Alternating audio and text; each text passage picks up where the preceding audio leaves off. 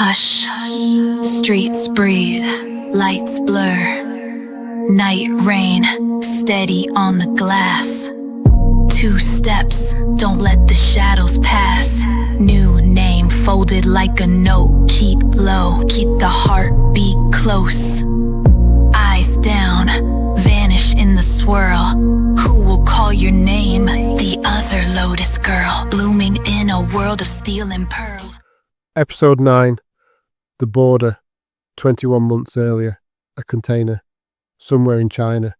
Day 1 in the container. The doors had slammed shut hours ago, and already the heat was unbearable. Metal walls in the sun, turning the space into an oven. The air was so thick, Van had to work to breathe. 30 people packed into a space meant for cargo. A bucket behind a makeshift curtain for a toilet. Water bottles stacked in the corner, but not nearly enough. How long? Mai whispered, pressed against Van's side. I don't know, sister. Days? Weeks? Van didn't answer, didn't know. The handlers had said nothing except get in and no talking. Around them, people were still settling, finding space on the floor, claiming territory, the stronger ones near the water, the weaker pushed to the edges. A man tried to grab 3 bottles at once. Another man stopped him. We share. The second man said. Says who? Says me. Khoa stepped forward, young but commanding. We ration properly or we don't all make it. Your choice. The first man hesitated, then put 2 bottles back. Von watched, surprised. The easygoing boy from the academy had become someone else, someone harder, someone who knew how to lead. Khoa turned to address everyone. We don't know how long we'll be in here. Could be days. So we're smart about this. Water gets divided equally. Food too. No hoarding, no fighting. We survive together or not at all. A few murmurs of agreement. No one argued. Khoa moved through the container, counting people, taking inventory of supplies. When he reached their corner, he crouched down. You okay? He asked Mai. Scared. She admitted. Me too. He smiled. But we'll be okay. We look after each other, right? Mai nodded. Khoa squeezed her shoulder, then looked at Van. Something passed between them, understanding. They were older, the protectors, the ones who had to keep it together. That first night, Van barely slept. The heat was unbearable even after sunset. Bodies pressed too close. The smell of 30 people with 1 bucket for a toilet. She dozed, woke to the sounds of crying, then dozed again. Across the container, she heard Khoa's voice, soft, comforting someone who was panicking, talking them down. Vun closed her eyes and tried not to think about how long they'd been here. Morning came with the container heating up fast. The metal walls became too hot to touch. People peeled off layers, but there was nowhere cool to go. A woman in the corner hadn't moved all morning. Hoa, someone had called her. Van had heard her begging for insulin in the holding facility back in southern China, voice desperate, handlers ignoring her. Than checked her pulse around midday, shook her head. Without insulin, without medical care, Hoa's body had just stopped. They covered her with a jacket. There was nothing else to do. First one. Someone muttered. Won't be the last. Another voice answered. By that second night, the smell was worse. Heat and bodies and death mixing into something that made Van's stomach turn. Someone near the front started screaming around midnight. Panic attack, claustrophobia, or just breaking under the weight of everything. The sound bounced off the metal walls, amplifying, until it felt like the screaming was coming from inside Van's own head. Khoa moved through the darkness towards the sound. Vun couldn't see him, but his voice found her through the darkness. Calm, patient, talking the person down. Eventually, the screaming stopped. It became sobbing, then silence. Khoa made his way back to their corner, guided by memory and the thin line of moonlight that slipped through gaps in the container door. You okay? Vun whispered. Yeah. He sank down beside her, exhausted. In the dark, she could hear his breathing, ragged and uneven. Just tired. You should sleep. Stop trying to save everyone. Can't. His voice cracked slightly. If I stop, people die. So I can't stop. Vun wanted to tell him it wasn't his responsibility, that they were all adults, all made their own choices, all equally trapped. But she knew he wouldn't listen, knew that taking care of people was the only thing keeping him upright. My mother, Khoa began, his voice low. back in Hating, she told me, look after the girls. Made me promise before I left. I thought she meant Lynn, but now He gestured to the surrounding darkness. seems like everyone here counts. A lump formed in Van's throat. She'd be proud of you. She'll never know. His voice was thick. She'll never know if I kept my promise or if I... He couldn't finish. Von reached out in the darkness, found his hand, squeezed. He squeezed back. Neither of them let go. They sat like that for a long time, hands joined, both pretending it was just comfort, just human contact in a terrible place. But Van's heart was beating too fast for it to be nothing. Van, His whisper broke the silence. Yeah? when we get out of this, if we get out of this, He stopped, choosing words carefully. I want to remember that some people stayed kind. You understand? Von understood. He needed to believe that this place hadn't destroyed everything good in him. That kindness still mattered, even when it seemed useless, I'll remember. Von said. I promise. His thumb traced a small circle on the back of her hand, once, twice. Then he let go, and the moment passed, but something had changed between them. Von lay back down beside Mai, feeling the ghost of his touch, and tried to sleep. Day 3, maybe 4. Von had lost count. The water was running low. Khoa rationed it carefully, making sure the weakest got enough, stopping fights before they started. Sister, Mai whispered one afternoon, lips cracked and dry. I'm so thirsty. Von looked at the last bottle they had between them, quarter full, maybe less. She started to hand it to Mai when Khoa appeared. Wait, He touched her arm lightly. give her half. Save the rest for tonight. It'll be cooler then, easier to make it last. Von wanted to give Mai all of it, wanted to empty the bottle into her sister's mouth and damn the consequences. But Khoa was right. They had to be smart.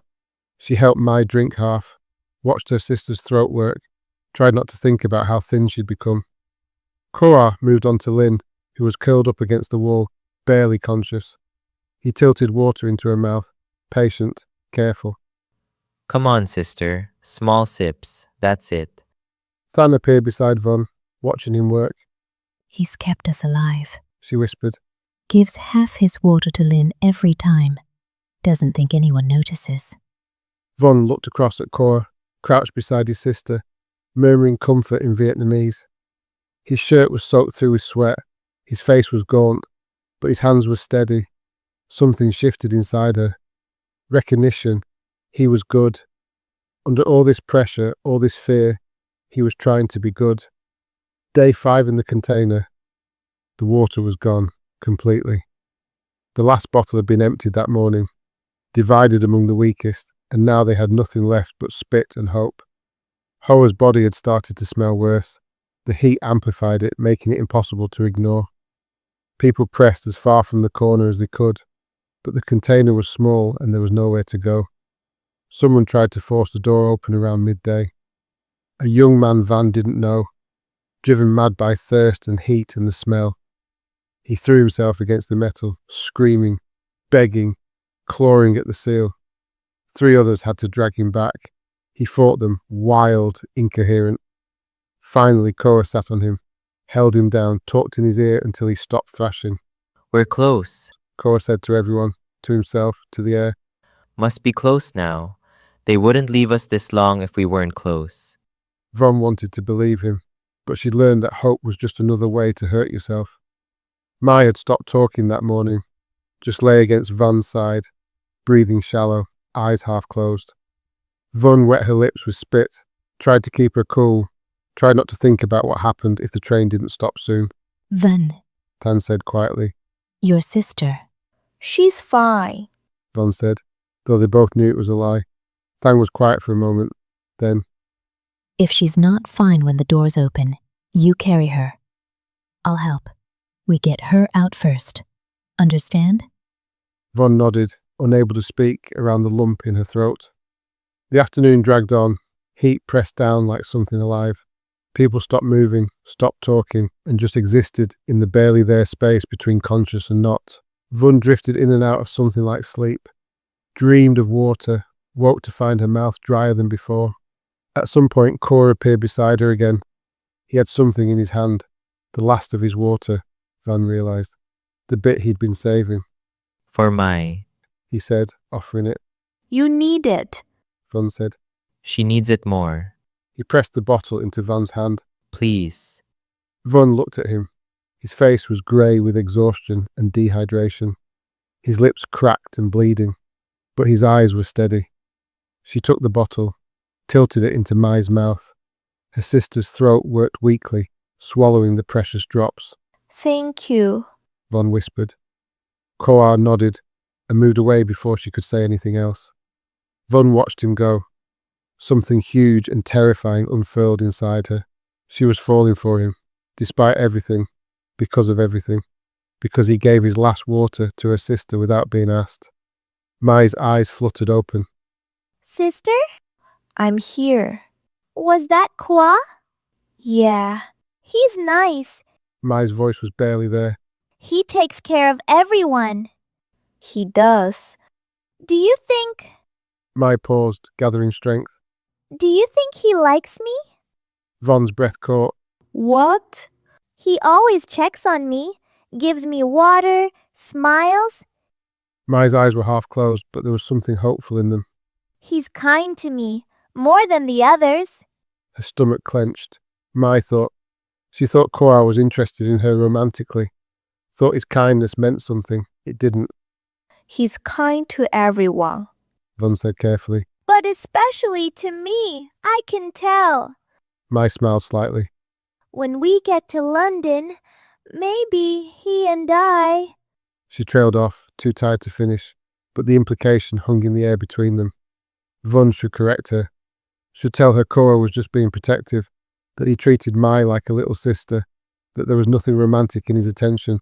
But Mai looked so hopeful, so desperate for something good to hold on to, and Von didn't have the heart to take that away. Get some rest. Von said instead. Mai closed her eyes, still smiling slightly. Von looked across the container to where Khoa sat with Lynn. She felt the guilt settle into her bones. Another lie. Another thing she couldn't say. The train began to slow late on the 5th day. That's if it was the 5th day. The changing rhythm brought everyone alert. Bodies shifted. The smell intensified as people moved. Finally, Someone breathed. Khoa stood up, swaying slightly. Everyone ready? Stay together when the doors open.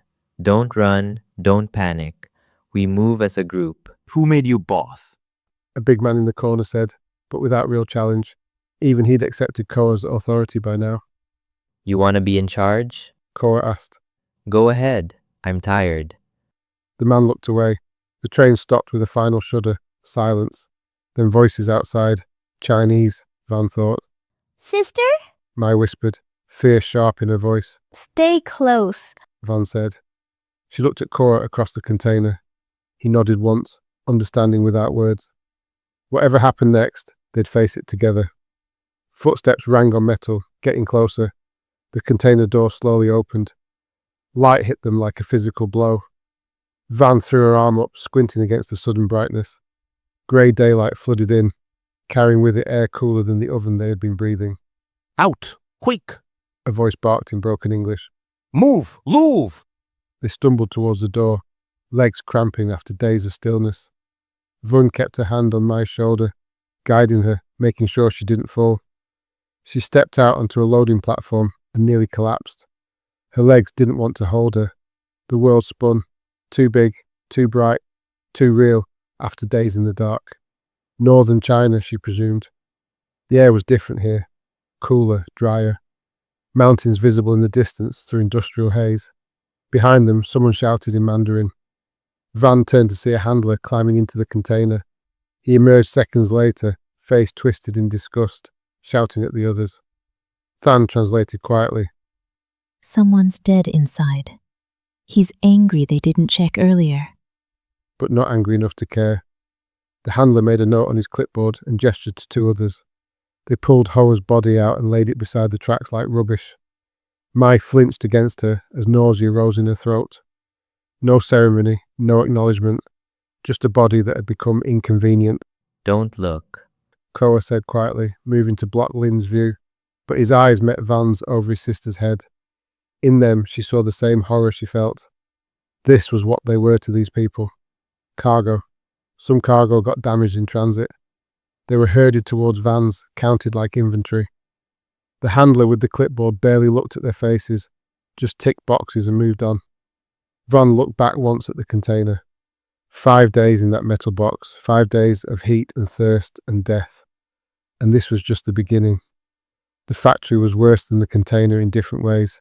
At least the container had been temporary. A nightmare you could tell yourself would end. The factory was permanent, or felt permanent. Weeks stretching into what felt like months, like forever. They worked 12-hour shifts assembling electronics, tiny circuit boards that hurt your eyes to look at, repetitive motions that made your hands cramp and your back scream, supervisors who hit you if you slowed down. They slept in dormitories. 50 people to a room, bunk beds with thin mattresses, lights out at 10, up at 5, work at 6.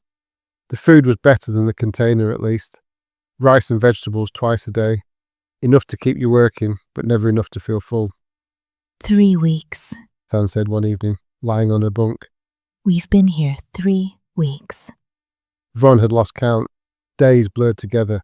Work, eat, sleep, work, eat, sleep. The rhythm of exploitation. Mai worked at the station next to hers.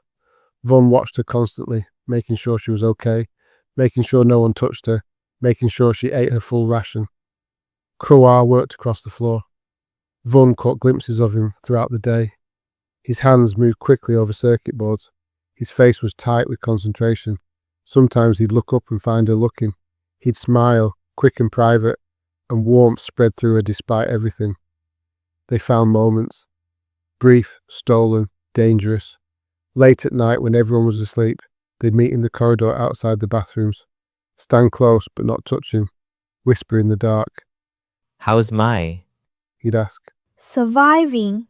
You? Same. Lin's struggling. The work is too hard for her. I know. They'd stand in silence, just breathing the same air, being near each other. It was the only thing that felt real anymore. One night, their hands brushed. Accident or intention, Van couldn't say, but their fingers interlaced, and neither of them pulled away. Van. Khoa whispered.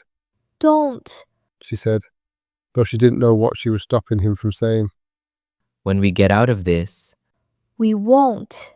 but if we do, Then maybe. Von squeezed his hand. But not now. We can't. I can't think about maybe right now. He nodded, understanding. Maybe was dangerous. Maybe made you hope, and hope made you careless. Their hands stayed joined. They stood like that until footsteps in the dormitory sent them back to their separate rooms. Van lay in her bunk, feeling the ghost of his touch, and tried not to think about what it meant. Across the room, Mai was still awake, staring at the ceiling. Sister? She whispered. Yeah. Do you think Khoa is lonely? Van's chest tightened. Probably. We all are. He talks to me sometimes, during breaks, asks how I'm doing, shares his rice. That's kind of him. Do you think it means something? Von closed her eyes. She should tell Mai the truth, should explain that Khoa's kindness wasn't romantic interest, that he treated her like a little sister, that his attention meant he was a good person, not that he had feelings for her. But Mai sounded so hopeful, and Von was too much of a coward to take that away. I think he's a good person. Von said carefully. He takes care of people. But me especially. Mai said. I've noticed. He always makes sure I have enough food. Yesterday, he gave me his jacket when I was cold. Guilt twisted in Von's stomach.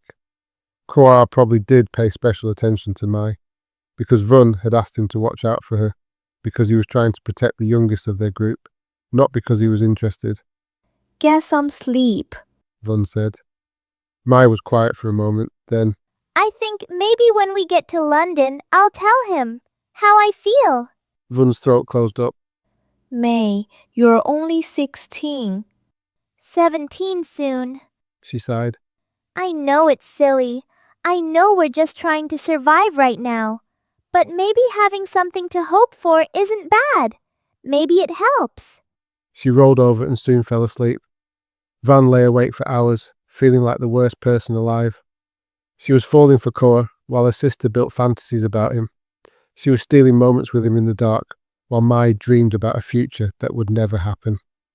Another thing to feel guilty about, another way she was failing to protect Mai. The list was getting very long. 5 weeks into the factory, Khoa found her during an afternoon break. We need to talk. He kept his voice low, leading her around the back of the building, where supervisors rarely checked. What's wrong? Mai, He looked uncomfortable. I think she thinks I'm interested in her. Romantically. Van's stomach dropped. How do you know? She keeps finding excuses to talk to me. Yesterday, she asked if I had a girlfriend back home. Today, He ran his hand through his hair. she touched my arm and smiled, and Van, I don't know what to do. I don't want to hurt her, but I'm not. I mean, she's 16 and she's your sister, and I don't. I know. Van said. She told me. She thinks you like her. Khoa looked stricken. I was just trying to be kind, trying to look after her like I look after Lynn. I didn't mean. I know. Tears pressed behind Van's eyes. You were just being good. She misunderstood. It's not your fault. Should I tell her? Explain? Van thought about Mai's face when she talked about Khoa, the hope in her voice, the way she smiled when he was near. No, Van said. let her have the hope. For now, when we get somewhere safer, when things are better, then maybe. But right now, She swallowed hard. let her believe something good is possible. Khoa studied her face. And what about you? What about me? Do you believe something good is possible? Von looked at him. Really looked. His face was thinner than it had been in Vietnam, harder, marked by everything they'd survived. But his eyes were still kind, Sometimes, she admitted. when I'm with you, sometimes I forget how bad everything is, and I just feel something other than afraid. Khoa stepped closer, close enough that Van could feel the heat coming off him, close enough that if she leaned forward, their lips would touch. Van, His voice softened. I need you to know, what I feel for you isn't what Mai thinks I feel for her. It's not, it's different, it's real. Van's heart hammered. Don't say that. Why not? Because it makes it worse. Because I can't. Khoa, I can't have this. I can't have you. May needs me, needs all of me. And if I'm thinking about you, worrying about you, wanting... She stopped, unable to finish. Wanting what? Von looked at his lips, at his hands, at everything she couldn't have. This. She whispered, and closed the distance between them. The kiss was brief, desperate. The kind of kiss you give someone when you know it's the only one you'll get. His hand came up to cup her face, gentle despite the calluses, and Van felt something inside her crack open. Then footsteps, a supervisor's voice shouting. They broke apart just in time, Van ducking around the corner, Khoa pretending to check his shoes. The supervisor walked past, suspicious but finding nothing. When he was gone, Khoa looked at Van. She looked back. Neither of them said anything. What was there to say? They went back to work. That night, Mai asked Van if she thought Khoa was handsome. Van said yes, feeling like a traitor. After 6 weeks in the factory, they were loaded onto trucks again. Russia. The supervisor said in broken English. You go Russia now. They drove through the night. Von watched the landscape change through gaps in the canvas. Mountains becoming flatter, cities becoming smaller, the border approaching. Somewhere past midnight they stopped. A Chinese official climbed into the truck, checked documents, took money from the driver. He didn't look at the people in the back, just stamped papers and left. They crossed the border in darkness. No ceremony, no acknowledgement, just one country becoming another, lives being traded like commodities. An hour later, they stopped again. This time, it was at a small building in the middle of nowhere. Lights on inside, smoke coming from the chimney. Out. The driver said. You stay here tonight. Tomorrow, continue to Moscow. Moscow. The word felt foreign in Van's mind. They'd made it. Made it through Vietnam, through China, through everything. They were in Russia. Mai grabbed Vun's hand. We did it, sister! Vun wanted to feel relieved, wanted to believe the worst was over, but she'd learned better by now. The man who greeted them was chubby and friendly, older, 50-ish, with a round face and a smile that looked almost genuine. Welcome, welcome. He said in accented English. I'm Dmitri. You are safe now. Come inside. It's cold. They followed him into the building. It was warm inside, heated by a wood stove. There were mattresses on the floor, blankets, even hot tea waiting. You sleep here tonight. Dmitri said. Tomorrow transport to Moscow. Good jobs waiting. Everything as promised. Von didn't believe him, but the tea was hot and the building was warm and everyone was so tired. They drank, they sat, they tried to relax. Dmitri walked among them, playing the gracious host, patting shoulders, asking names, being kind in that way that felt too practiced to be real. His eyes lingered on Mai. Vun saw it, nausea gripping her.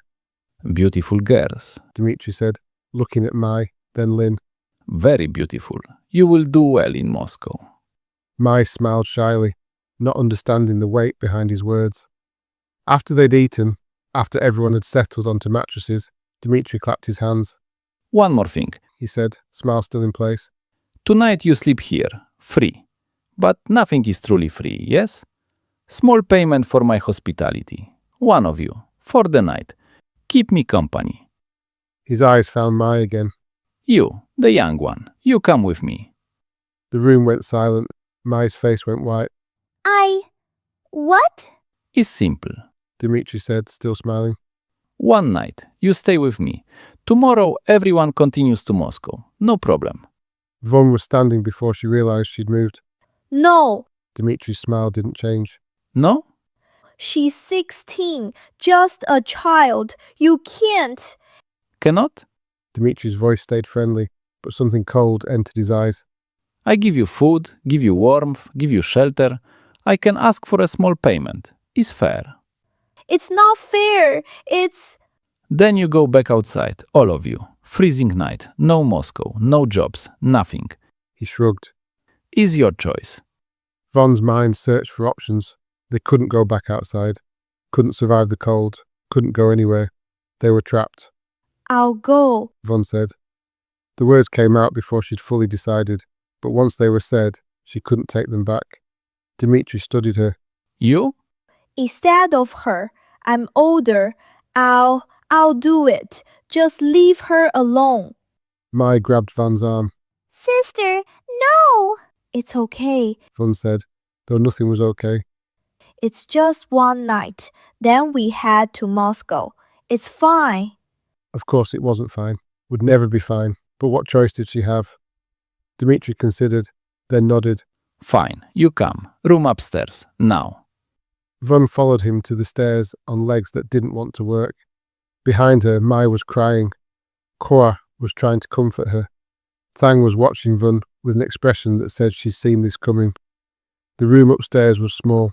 A bed, a lamp, nothing else. You understand what I want, yes? Dmitri said, his friendly mask slipping slightly. You take off clothes. Wait on bed. I come back in 10 minutes. He looked her up and down. Be ready. He left, closing the door behind him. Von stood in the middle of the room, shaking.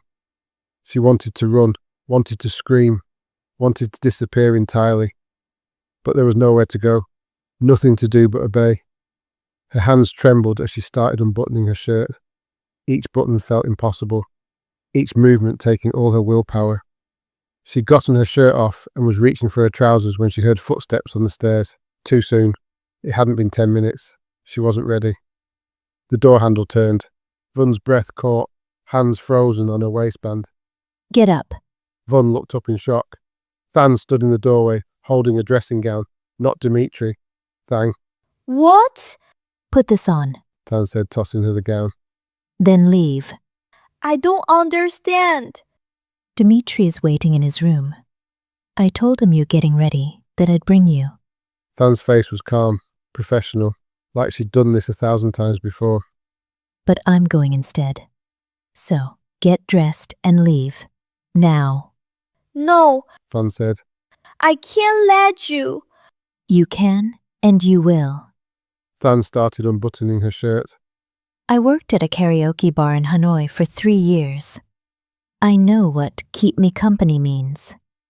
I know how to handle men like Dmitri. You don't. But You offered because you're my sister and you think you have to protect everyone. I understand that. But I'm offering because I actually know what I'm doing. Than pulled off her shirt, standing in her bra, matter of fact. Now get out before he comes looking. Vun clutched the gown, unable to move. Tang, please.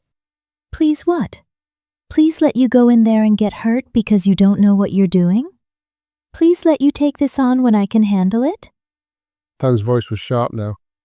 I'm not being noble. I'm being practical. This is what I do. What I did. Let me do it. She pushed Vun towards the door. Vun stumbled into the hallway, still holding the gown, still in shock. Go downstairs. Than said quietly. Don't tell Mai. Let her think you're doing this. Let her feel guilty. Maybe it'll keep her careful. She paused. And Vun, don't waste this. I'm buying you time. Use it. Next time, look, just go. She closed the door. Vun slowly went back downstairs, her legs shaking, wanting to go back in, but knowing she couldn't. She heard Than's footsteps moving towards Dmitri's room, heard a door open, then close. Everyone was asleep when she returned, or pretending to be. Mai's eyes were closed, but her face was wet with tears. Van lay down on the mattress beside her sister, still wearing the dressing gown Than had given her, feeling like a fraud. Sleep refused to come. She lay there staring at the ceiling, thinking about Than upstairs with Dmitri, thinking about how she'd let it happen, how she'd been too afraid, too inexperienced, too useless. Then she heard a movement in the dark. Someone was sitting up. It was Khoa. He saw her, saw she was awake, gestured towards the door. Vun followed him outside into the frosty night air. You're back. He said. Yeah. Are you okay? Vun almost laughed. Was she okay? Was anyone okay? Tang went instead. She admitted. She took my place. Said she knew what to do. Said I didn't. Khoa was quiet for a moment. She's right. You don't know. Neither do I, but Tan, He stopped. she's been protecting us from the beginning, since the container, since before. I should have been able to. Stop. Khoa's voice was firm. You can't save everyone. You can't be everything to everyone. Tan made a choice. Respect it. Tears burned her eyes. She's suffering because of me. She's surviving, same as the rest of us. Khoa pulled her close, wrapped his arms around her. You did good tonight. You offered. That's what matters, that you would have done it. Van buried her face in his chest, feeling him solid and warm and real. I'm so tired, Khoa. I'm so tired of all of this. I know, me too. They stood like that for a long time. Then Khoa tilted her face up, looked into her eyes. Vun, He breathed. She kissed him before he could finish, desperate, hungry, wanting something, anything that felt like living instead of just surviving. Khoa kissed her back, hands in her hair, pulling her closer. It was different from the kiss at the factory. That one had been brief, stolen, careful. This was need and fear and something that might have been love if they'd had the luxury of time to figure it out. When they finally broke apart, they were both breathing hard. Van's hands were on his chest, feeling his heart hammering under her palms. Van, Khoa whispered. She didn't let him finish, just took his hand and pulled him towards the building. where are we? The room upstairs. Van said. Than's not there. Dmitri's not there. It's empty. Khoa understood. His fingers tightened around hers. They slipped inside quietly, avoiding the sleeping forms, and climbed the stairs. The room was dark, with just the lamp's dying light from downstairs casting shadows. Van closed the door, turned to face Khoa. For a moment they just looked at each other. Then Khoa stepped forward, cupped her face in his hands, and kissed her again. Slower this time, deeper. Van's hands found the hem of his shirt, pulled it up. He helped her, breaking the kiss long enough to pull it over his head. Then his hands were on her waist, fingers finding the tie of the dressing gown Than had given her. Are you sure? He whispered against her lips. Van nodded. She needed this. Needed to feel something other than fear and guilt and exhaustion. Needed to feel human, alive, real. The gown fell open. Khoa's hands on her skin, warm and careful. And then, a sound from the next room. Rhythmic, unmistakable. A bed banging against a wall. Than.